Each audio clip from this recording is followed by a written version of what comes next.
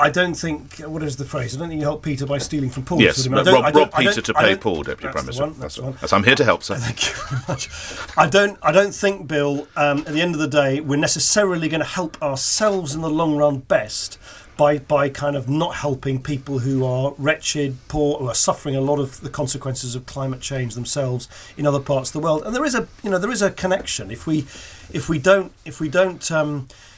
work hard to help other countries to deal with desertification, to deal with climate change, to deal with all the kind of things that produce this volatile weather, then of course it gets worse for all of us altogether. So I don't think it's an either-or thing, though I totally understand, Bill, that you and others, sort of feel that's the way forward. I actually think it would be how can I put it? It would be it'd be a false saving. You see what I mean? We'd be taking from one to give to another, but actually we'd all end up worse off. Bill, I'll bring you back in a second. 153,000 people have signed a petition within a couple of days for the Daily Mail calling for some of the money to be redirected. And an opinion poll by one of our television stations finds a huge level of support for the idea of money being redirected. Why are you right and all these people wrong, Mr. Clegg? It's a bit like if you ask people, I don't know, do you think there should be money for HS2, say? I've come across this. I'll tell you what the parallel is, and people then assume, oh well, if there's going to be money for HS2, then there's going to be money for my local branch line. But when you actually explain to people that it's not about either or, that these things are connected, that you can and must do both, then I think people think, okay, that makes more sense. Of course, it's out. I totally understand that. Of course, when you see these pictures, I'm looking at them right now, these devastating storms and the effects that it has on people. You think, well, why is money being sent to the other side of the planet? I totally get that. I actually think, though, on closer examination, we don't help the people in Cornwall, in Somerset and Thames Valley by making people in other continents poorer. You just don't. Bill, a quick response from you. Yeah, what I was going to say was that although I appreciate what you're saying with regard to helping other countries out, this is a situation where, for a one-off, I'm sure they wouldn't mind a cut, so that we do show that we're helping our own countrymen, our own Englishmen, out where they're having trouble and strife. I understand that other countries have all this problem. I understand also that a lot of this money goes into the pockets of the despots that run these countries. Well, we obviously do a lot of work to avoid exactly that happening, because you're quite right, Bill. It would be a criminal waste of money if all the money just ended up in the lining the pockets of people who shouldn't have their hands on the money in the first place. And I actually think there's a lot of very stringent checks that goes to people who really are needy. But look, Bill, what I totally accept, by the way, is, of course, at a time of austerity, you have to have a constant debate about where your priorities are, right? And, we took a decision at the beginning of this government that we were going to ask the police to take 20%, cuts in the money that goes to them, but we were going to protect the money that goes to schools. And protect the money that goes to contraceptive clinics in Malawi and Mozambique. Well, I should think in that case the money that goes to them is and people's businesses are being washed away in the Thames Valley and Somerset. Well, as I said, it's not an either or. You can't. It's not a choice between helping the poorest and helping those who need help here in Britain. But what I was saying to Bill was, we took a decision, which was to basically protect the state pension, in fact to increase it, to protect the money that goes to the NHS, to protect the money that goes into our schools, and to honour our international obligations to provide 0.7% of our national wealth in aid to other countries. Now, Bill and others can, no doubt disagree with that, but I actually think those fundamental decisions right at the beginning, that those are the things we were going to protect, because we want to protect schools, we want to protect hospitals, we want to protect pensioners, yes, and we want to help the poorest around the earth, around the world. I think those are reasonable and sensible protections that we put in place. You mentioned, Deputy Prime Minister, that you went to see firsthand. I remember we talked about this last week, and I asked you whether you thought you should, or indeed whether the Prime Minister should have gone down to Somerset. If you're a family in Somerset who've seen your livelihood, your home, your business utterly ruined, a visit from a politician is not the most immediate solution. What you want is the emergency services there. You want help in order to avert the worst, and you want help to get yourself and your family back on your feet. If you're one of the Marines who's putting down sandbags, is it really going to help your job to have the Prime Minister, the Deputy Prime Minister standing at your shoulder?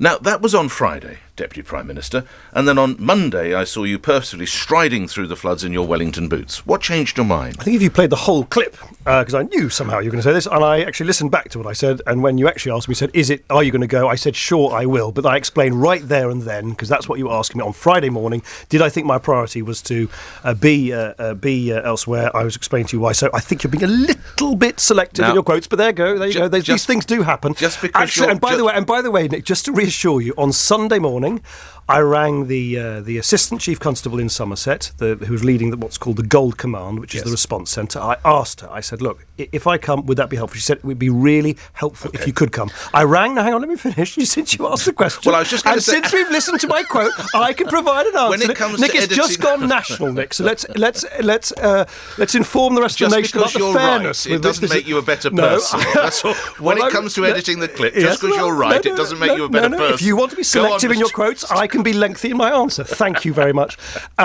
And I also rang the Chief Executive of the Environment Agency on Sunday morning and said, look, would it be helpful? He said it would be really helpful to our workers on the ground who are doing this, 24-hour work to try and help people in Somerset. And I went down there. So I only went when I was given direct reassurance myself by the people running the emergency effort that I wouldn't get under people's feet. And do you know what I discovered? I actually discovered something which I wouldn't have known if I hadn't gone there, which was of course, the extraordinary effort by the emergency services, the military, the environment, the workers of the Environment Agency in Somerset and elsewhere. But the thing that was really left a powerful impression was the number of people who had jobs and families and so on, but actually had dropped all of that and were working sleeplessly 24 hours a day to help their families, to help their communities, to help their neighbours, who are volunteering to get people to safety, to provide provisions to people who otherwise couldn't get it. And I just think it was a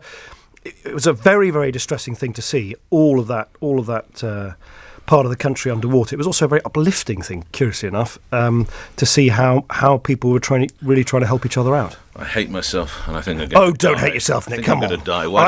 I somehow think you'll survive. Why did I ever think of that? Did you buy new Wellingtons like Blair Johnson? No. You had a pair. He didn't have to rush out and buy some. Mr. Clegg, on to other calls. Jane in Wraysbury. Hello, Jane.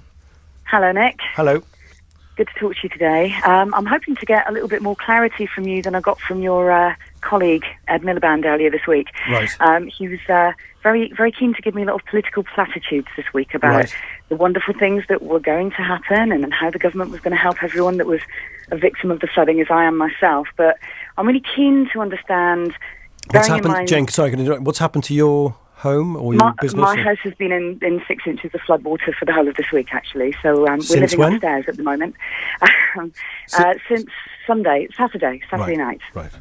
So we're approaching a week of hell at the moment. I can imagine. But I loved David Cameron's quote the other day about money is no object. Equally loved yours a second ago that charity begins at home. But really keen to understand what that practically means. And let me explain what I mean by that quite specifically. So I spoke to one of the heads of the Environment Agency earlier this week who was visiting Wraysbury. And he was very keen to tell me that he is desperate for £120 million of funding to complete the Thames Relief Scheme. What are you guys going to do about that? The Thames Relief Scheme? Yes. And that would affect Wraysbury, would it? That would significantly help us in future should we be at risk of further flooding. So it would do a lot to help flooding along quite a large part of the Thames Valley. Sure. Well, Jane, as you can imagine, I'm not a sort of river expert, so I don't know that much about the specific scheme, which has been obviously, I guess, worked up and designed and now needs to be implemented and funded.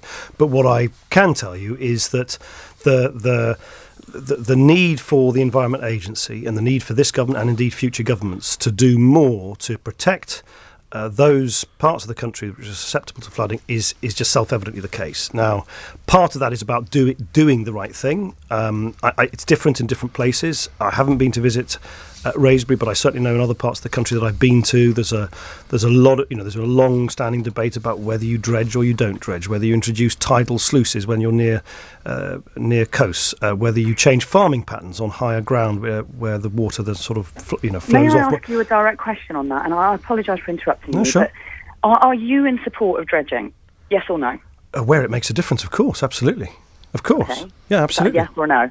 That was a very political answer, but is it a yes or a no? Well, Jane, I'm sorry, I don't regard dredging as a sort of universal rule where it makes a difference. And so, for instance, I think in the Parrett and the Tone in the southern Somerset levels, I think it's obvious that they should have been dredged, and it was with hindsight a mistake that they weren't dredged for many years. So I think that's great. But it's but all I would say is that people who know more about it than I do, who live, for instance, next to those rivers, would tell you, Jane, never mind from me, and they're non-politicians, that dredging alone would not be the magic wand answer. You'd need to do other things as well as the... Okay, and I understand that, but I actually am one of the people who live next to a river. I live 50 metres away from the Thames, so I completely understand that. I get the arguments. However, there is an irrefutable fact that dredging in certain parts of the country, and I do agree with you, it isn't a universal fix-all. Dredging in certain parts of this country would be enormously helpful. However, as far as I understand it, there isn't one serviceable dredger working in this country right now. Under the Blair government, they made an active decision to stop that from happening. So Labour and Tony Blair decided we will no longer dredge. When is the government currently going to make good on that bad decision? Well, clearly we will need not just one serviceable dredger. We'll need more as we get dredging again after the floodwaters subside. So clearly that needs to be fixed. And you're quite right, Jane, in saying that there is some equipment that we've had to look elsewhere. We've had to look abroad to bring into the United Kingdom to help us. So that you've had these Dutch hydraulics experts who've come in with these huge industrial scale pumps to help pump a lot of the floodwater away from parts of the south west. As you know, each part of the country is different. So again, you live 50 metres away from the Thames. I am told, you'll know better than me, that one of the issues with flooding in the Thames is that the water can basically reappear. If you like, it seeps through the gravel and reappears several metres, maybe even scores of metres away from the actual river bank. So you can't sort of cut off the water in ways that you might with other waterways and other rivers. So you do need to have. This is back to your original question. You need to have schemes which work for each place. Now, the Thames Relief Scheme, I will look into it. Of course I will. I know the Environment Agency, DEFRA, and the government will look into this, as we will look into everything, as we will review what went right and what went wrong after this immediate emergency has subsided. Because, of course, we need to learn the lessons from the past. Of course, we need to get them right. And, of course, we need to do everything we can to protect people in the future. Jane, are you the Jane who's after meeting Ed Miliband said, "I've never felt like hitting someone so much in my life"? Yes, I'm afraid I am. Right. Now that you've spoken with Nick Clegg, how do you respond to Mr. Clegg's responses to you?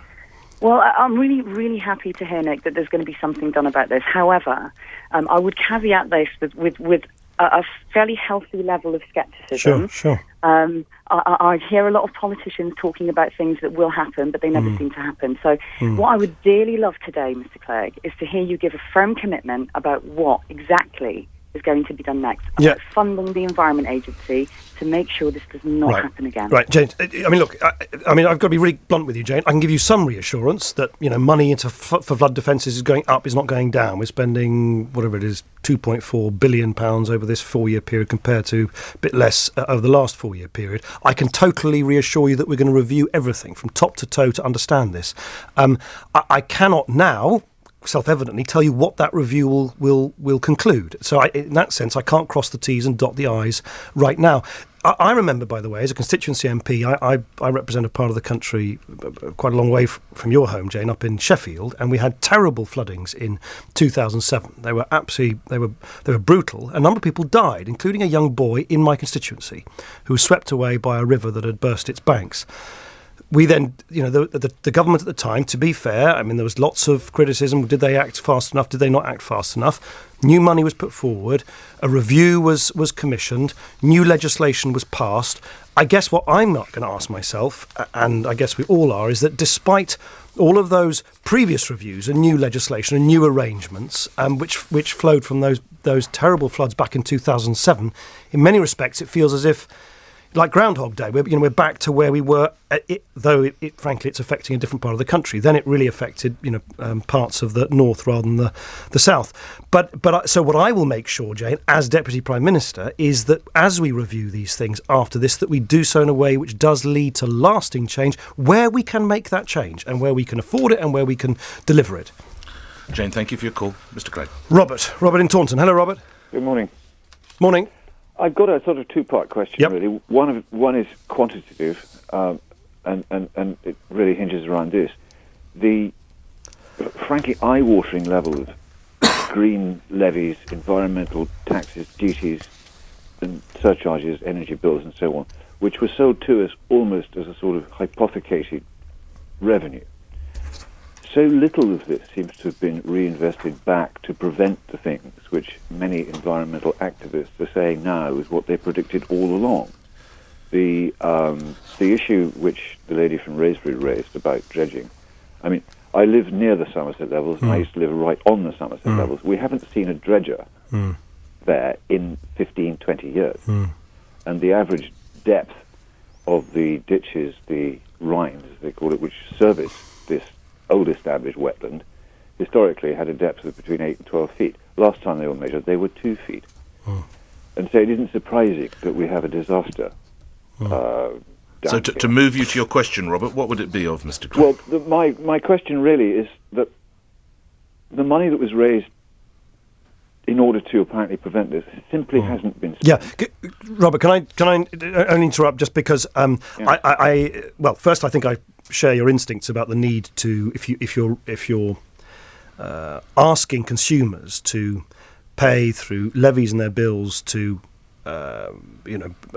so-called green levies, you need to ask searching questions as you are about where they go to. I think, however, where there's a bit of crossed wires is that the what we pay through our energy bills is not designed for, never was, and it was never claimed that it was designed to help with flooding. What it's designed for is for three basic reasons. Firstly, to help the fuel poor, to act as a kind of cross-subsidy for people who otherwise would suffer from grinding fuel poverty and from the inability to cover their bills and heat their homes. Secondly, to invest in the infrastructure, or the energy infrastructure of our country, which, it's a long story this, but we've got energy infrastructure that basically needs wholesale replacement over the next several years. That costs tens and tens and tens of billions of pounds. If we don't do that, the lights go out. And thirdly, to insulate people's homes, to insulate, tens of thousands of homes so that people are spending less money on their bills in the first place because they need less energy to heat their homes, but also because it's environmentally responsible to do so. As you know, 27% or so of carbon dioxide emissions come straight through our windows and through our roofs in our homes and our workplaces. We have very poorly insulated building stock in this country. So that it's just worth being clear, those have always been the purposes of those levies. The purposes of the levies have not, for instance, been to fund the dredging of rivers. All right, let's move on to other subjects. Robert, thank you. Just after, there's a suggestion in the paper today that Her Majesty the Queen had a go at you over what's been provided for some people around the country concerning the results of the flooding. Is that true? No. I mean, I don't comment, and I doubt very much the Buckingham Palace would either, about conversations that take place. The Queen is very concerned about what steps are being taken. She waded into you. No.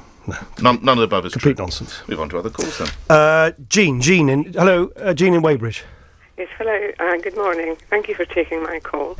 Can you tell me why Scots living in the United Kingdom, but not, in Scotland, are not being allowed to vote on this referendum that's coming up in Scotland? And Eugene, I take it, are in that category? I've been in London for over 50 years. We left Scotland not because we didn't like it, because we came for work. Yeah. Jean, and most of the Scots are. Yeah. Well, Jean, the as you know, the franchise, as it's called, the decision about who is allowed to vote in this referendum was linked to residency in Scotland. And that was done not just by the Scottish government, but we legislated for it because, that's what we had to do in Parliament. It was done with advice from the Electoral Commission. You kind of always, with these things, have to have some kind of cut-off point. I can totally see from your point of view, Jean, that you would rather have a say in the future of your countries. Can I put it that way? Can I just ask, Jean, what is your view on the independence referendum? How would you vote if you could? Oh, I would definitely vote to stay in. We don't want to be split. We need each other. Yeah, well, I strongly agree We're with you. very good all together. Yeah. And it does annoy us a bit to think that people in Scotland that are going to be able to vote, that probably won't be there in 3 years' time. without making any comment on who these people are. I mean, it just seems ridiculous that there are so many Scots within. I'm not talking about people that are in abroad in New Zealand, Australia, places. I'm saying within the United Kingdom. I think that we ought to be given that chance.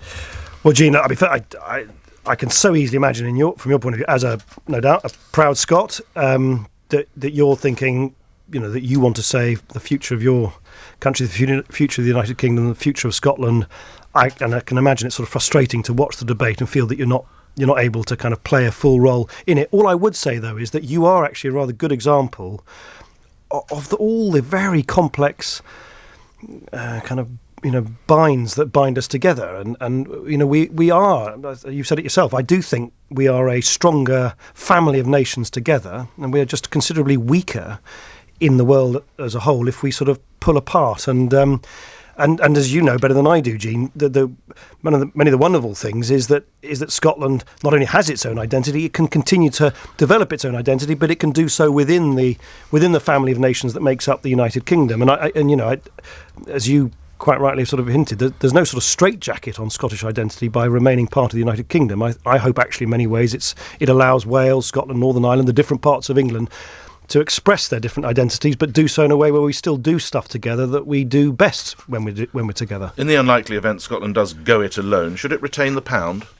I think the point that George Osborne and Danny Alexander on behalf of my party and Ed Balls on behalf of the Labour Party are making is that if you analyse what you need to make sure that a currency union is successful, it's very difficult to make that successful if you're kind of pulling apart in so many different ways. And this is not to try and browbeat anybody. This is simply to say, look, let's take a cool look at the facts. It is not an easy circle to square to say we're going to pull apart in one direction but somehow retain the currency in another. And I think it's important that people know what the other parties think, because of course when it comes to future currency unions, that isn't just a unilateral decision for Scotland, that would be the decision for future British governments. Just before we go on to the next call, you and I have touched on the tragedy that was played out at the prep school you attended, Caldecott School, in which you were not involved, but some pupils were, and they fell prey to the activities of paedophiles, one of whom was sentenced to some 8 years, the former headmaster, Peter Wright. Yeah, horrific. One of your contemporaries at the school, Ian McFadden, has been speaking to LBC. He's told us a horrific story of what he endured. I do remember him coming into the bathroom, and he took the soap and he soaped up his hands and he cleaned under my armpits, and he asked me to stand up, and then it started explaining about hygiene and started cleaning underneath, and this is how the abuse started with him, and that progressed over a number of years. He enjoyed hurting me. He really took pleasure from it. I could feel it. I've got a photo of you in your school days, and I'm not quite sure how old you are. Can you just confirm that boy there is you? Yes, that's me. Mm-hmm. How old are you there? I must have been, I'm not entirely sure, but 9 or 10. And there's a chap to your left. Yes, he's known now as the Deputy Prime Minister, Mr. Nick Clegg, who was in my class, and we played rugby together, and we were friends. Yeah.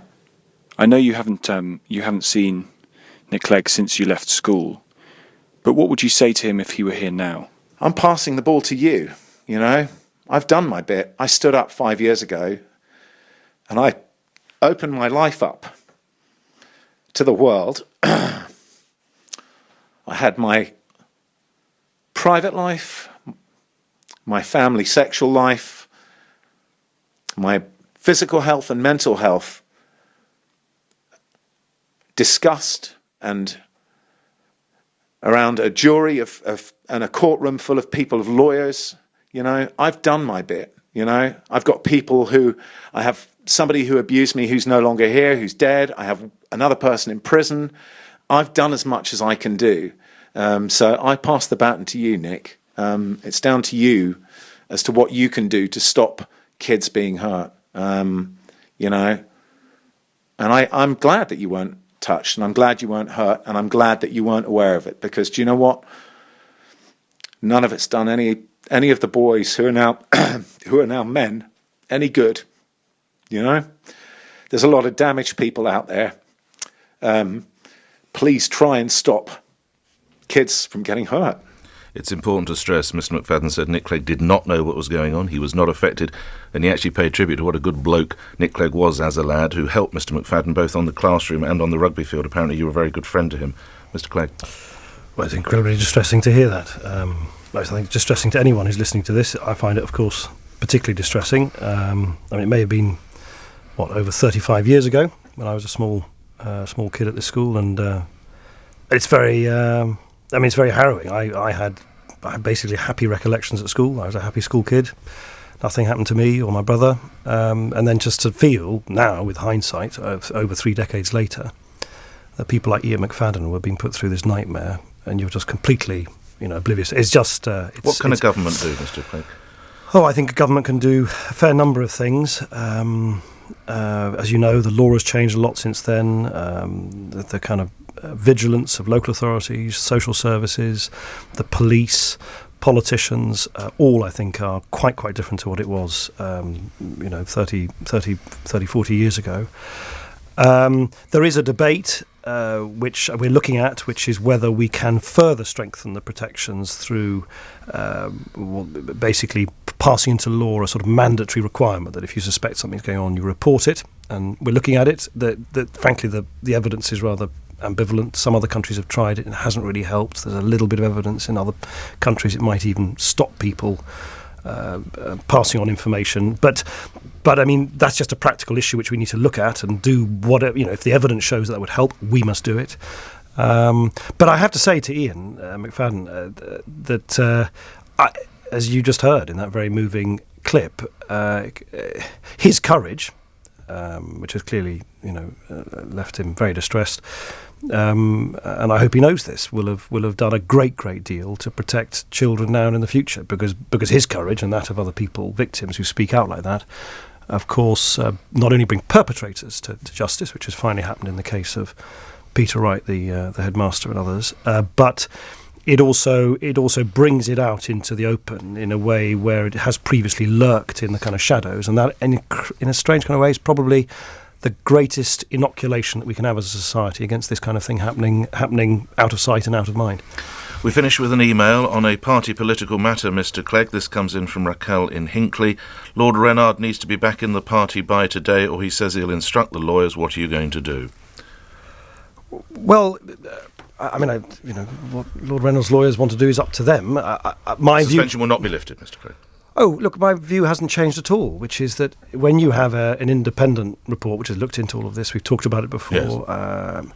And an independent QC says, look, distress was caused, there's not enough evidence to take, if you like, apply formal sanctions. It's going to get pretty ugly if it goes to distress. Court. Yeah, no, of course. Look, I'd rather not these things end up in court. But in a sense, I'm just responding to a suggestion made by Lord Reynard's lawyers. All I'm saying is that none of that changes the fact that if you have a report after a meticulous, independent process which says, look, an apology is due, because frankly, intentionally or otherwise, distress was caused to these women, I don't think it's unreasonable for me, as leader of the party, to say, after that process, that is what should happen, and an apology should be issued in those terms. And I've only had 2 questions, and one I got into Have you enormous. Really? Yes, and one I got enormous way. You suggested that I put to careful editing. Yes. How dare you? Yes. This one, though, hopefully I'm on surer ground. Ed Davey is going to argue later today government efforts to combat climate change, we come back to flooding in a way, Mr Clegg, are being undermined by some Conservatives who have a policy of a willfully ignorant, head-in-the-sand, NIMBYist conservatism. Is there trouble at the top? Well, look, it's not a secret that in the Conservative Party you've got a fair number of people who just don't accept the reality of climate change. Now, didn't the Prime Minister call it green crap? Pardon my language. I don't think. No, to be fair, I don't think he did. And actually, I think he himself has said that he thinks that these very violent and volatile weather patterns are linked in some shape or form to climate change. But as you know, there are prominent Conservatives, Lord Lawson, a lot of other Conservatives, who just don't accept it. Now, they're perfectly entitled to that view, and they can argue their case as they do. I just think that given that we've recently had this international report from the largest number of scientists ever, and we have received, by the way, around the cabinet table, formal advice from the chief scientific officer to the government. So there's not a politician. And he came to the cabinet and he sat there in front of David Cameron, myself, and said, there is just no doubt. This is happening. It is very destructive and it is going to get worse and we have to do something about it. Now, call me old-fashioned when a bunch of scientists and the chief scientific officer say, this is happening, it is really, really bad, and there's stuff we need to do together, not just as a country on our own, but crucially with other countries. And that's, by the way, where I think doing stuff together in Europe makes a lot of sense, because we've got clout together in Europe to try and do something about this. I think we should. Now, other people are prepared to, are entitled to say, no, we think it's all baloney.